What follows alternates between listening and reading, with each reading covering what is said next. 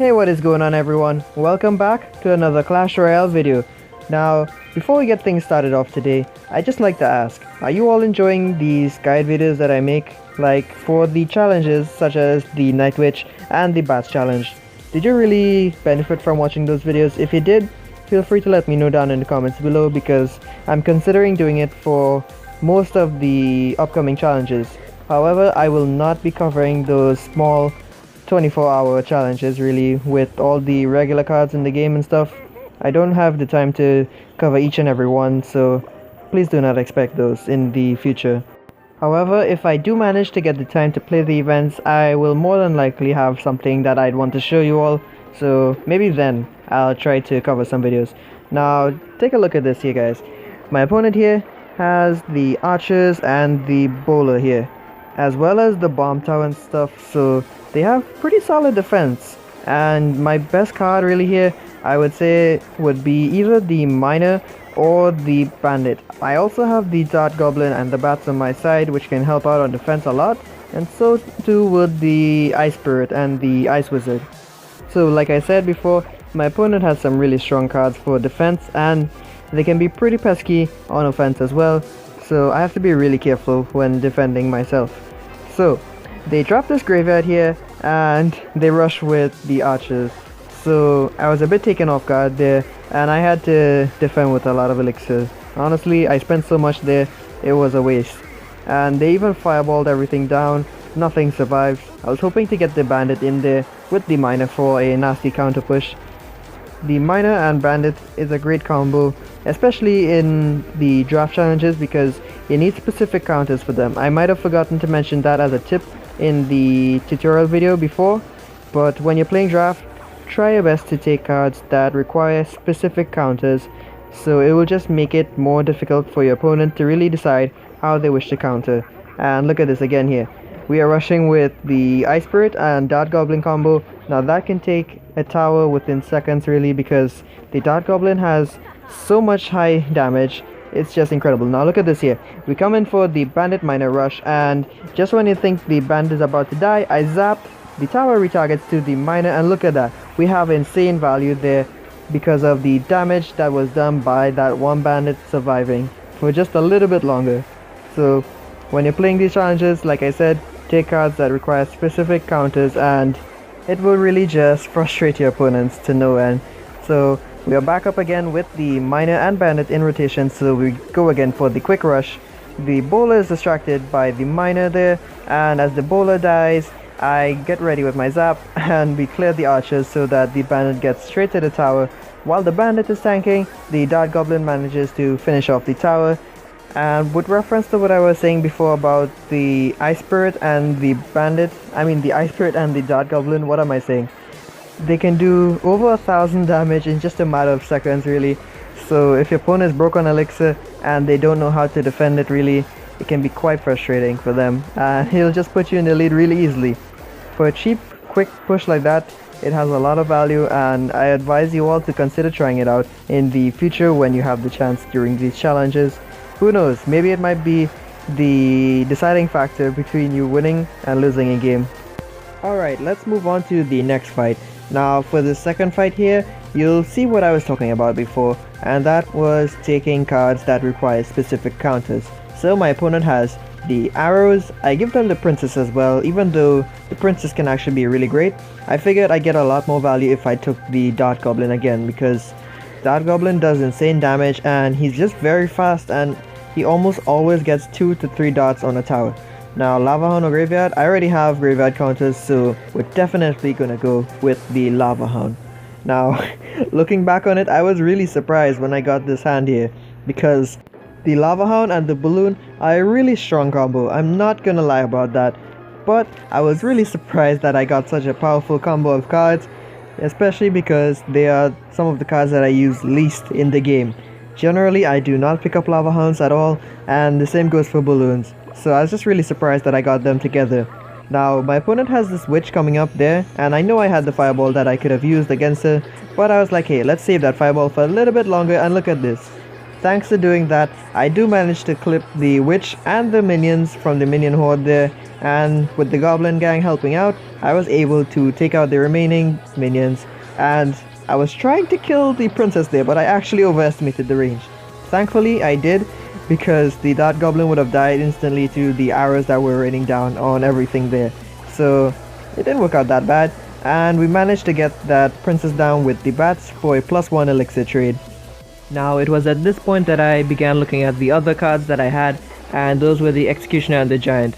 So I saw that I had quite a few combos there that I could pull off as well, but since I saw the P.E.K.K.A coming, it was not advisable to use the giant, so I'm just gonna use the executioner there on the right lane and just pressure the left lane with the balloon. So thankfully that distracts him long enough really to just let the goblin gang do what it has to do against the P.E.K.K.A. I see the witch there coming up, so what do? I fireball everything, and that's pretty much gonna mitigate any damage that I would have taken. Now this was a smart move by my opponent, but he timed it wrong. He was aiming to use the graveyard basically as a temporary tank for the witch, and this would have allowed him to just stack up a lot of skeletons really fast, and the witch would just be stacking up her own skeletons while shooting her destructo beams at the tower. Now if it was done correctly, it would have screwed me over a lot, and thankfully he did not execute it properly.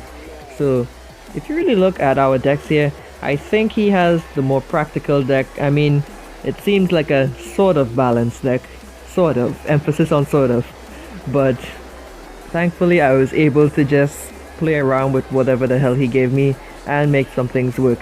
So I know the minion horde was coming back in rotation here, so prediction fireball again folks. Again we take out the majority of the minions there, clip the tower I think, and the witch, so insane value fireballs. Okay guys, since we did it twice in one match, I'd just like to advise you all about predicting your opponent's moves. Now when your opponent has limited elixir, like let's say they have like 3 and you are fully aware of this and you can send a Horror or something, chances are they're gonna use their cheapest counter available to them to deal with whatever you send them.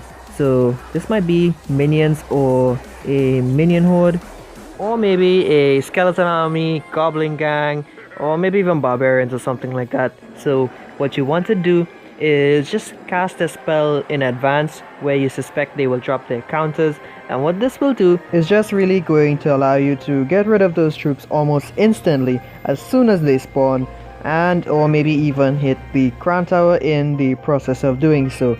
Now even if you don't kill the troops instantly, chances are you're still going to critically injure them, so you're going to be maximizing the value of the elixir that you spent on your spell there.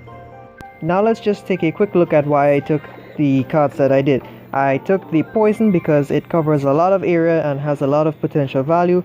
I took the hound because I had success with it before, so why not? I took the baby dragon because if I had allowed him to get the baby dragon with the golem, that would be a nasty combo to face. Plus the baby dragon also goes well with the lava hound, so that was a really good plus for my side there. And he drops his rocket here trying to hit the baby dragon I guess, but it was just a little bit too fast for him and he kind of feels that there. So we go right at the bridge here with the dart goblin and ice spirit combo, as well as the giant and baby dragon combo, so he's in for a world of hurt. And I also forgot to mention just now, we also took the bats for some easy and positive elixir trades. Now we are 1 tower up really early and I'm feeling pretty good about it, so I kind of rushed there with the lava hound, and honestly that was not the best choice of moves because it kind of gives him good executioner value. On the bright side, he did drop that ice wizard there, and little does he know it, the lava hound is actually going to be able to help counter the ice wizard efficiently because of the lava pups that spawn.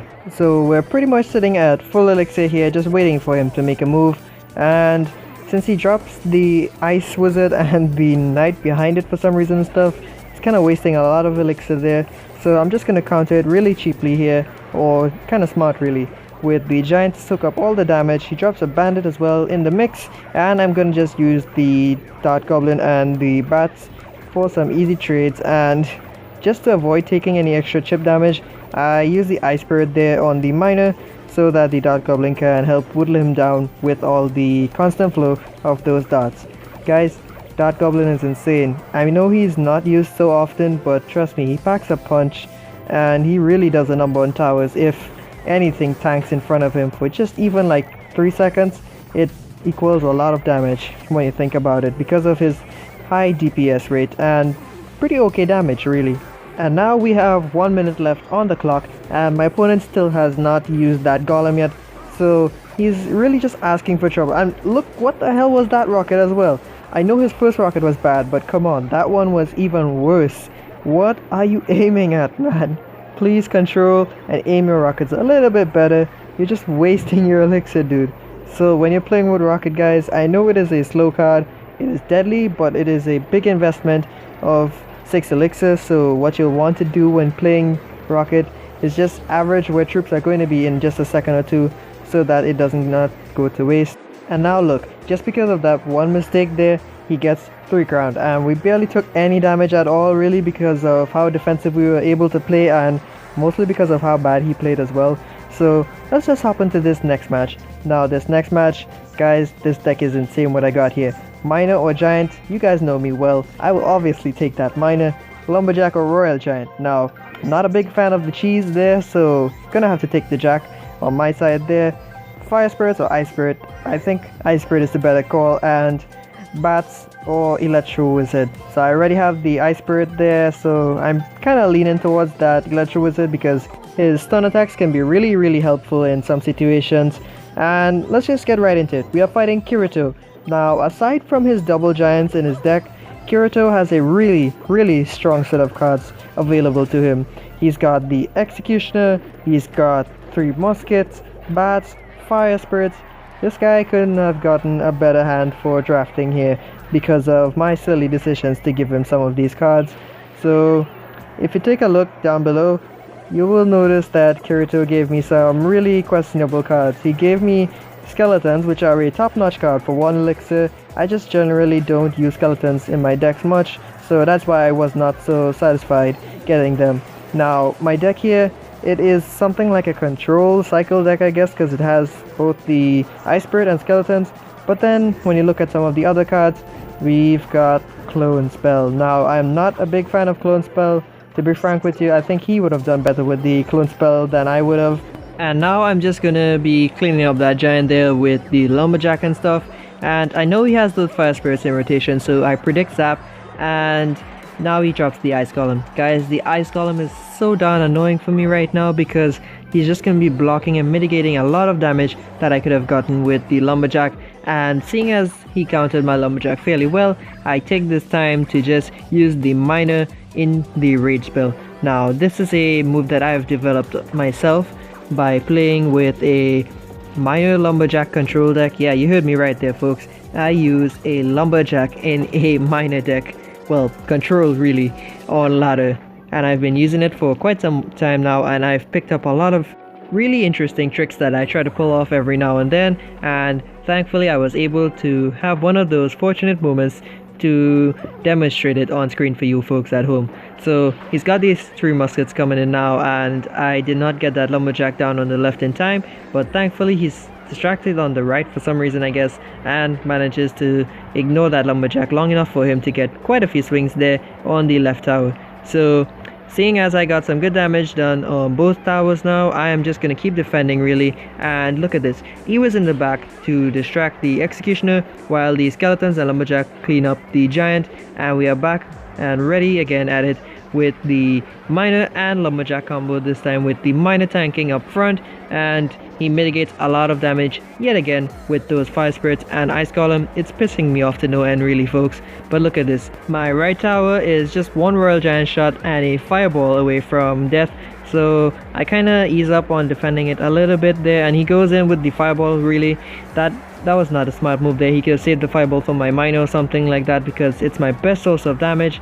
But everything goes down there, and I immediately start working on that right tower there, I mean the left, and he drops 3 muskets in the base. What a classic move, guys. Let's give him a round of applause for originality. Bravo, man. So I dropped the Electro Wizard on the right and the Skeletons on the left, and thankfully that was enough to distract the muskets while the towers helped out on defense. And I must say, I was really surprised. A 5 elixir trade for 9 that I never actually saw possible before. So that worked out pretty alright in our favor, and I'm just cycling miners again. I need to get that chip damage and pressure him at the same time to defend, because if I don't do that, he'll just keep bringing those down muskets back in the base, and we do not have enough elixir or proper counters to those musketeers. So we gotta keep going and going and going. So he drops a Royal Giant now in my base just for some easy damage. I clean up with some skeletons and the lumberjack for the executioner. We're doing a pretty good job actually, guys, because by now I had actually picked up on the flow of the deck itself. It's basically cycle E-Will, cycle skeleton, cycle Ice Spirit, and then send in a good miner for some pressure and chip damage. Now I see this as a good chance here to use the clone spell because executioner was out of rotation, but he sponges up everything pretty well with the giant and the bats. So we get some good damage done, and I'm prepping for those 3 muskets again, so trying to be safe here.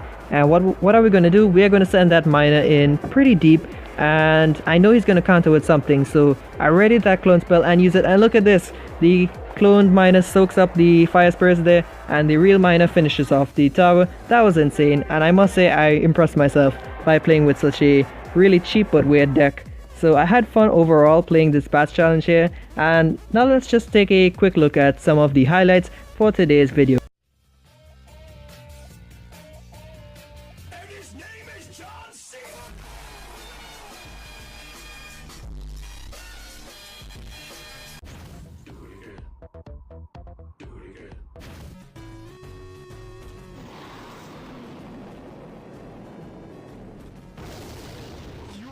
Genius, bro.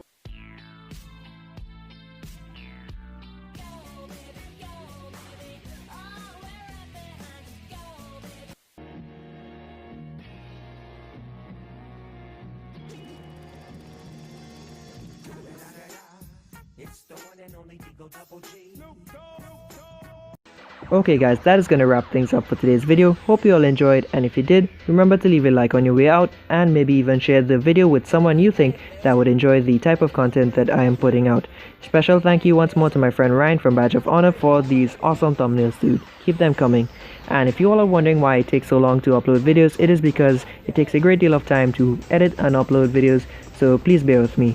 As always guys, remember, if you keep on digging, you'll eventually strike gold, but even then, keep on digging deeper. You'll eventually come across something even more worth your while. So once again everyone, thanks for stopping by, and I hope to see you all in the next one. Peace out guys.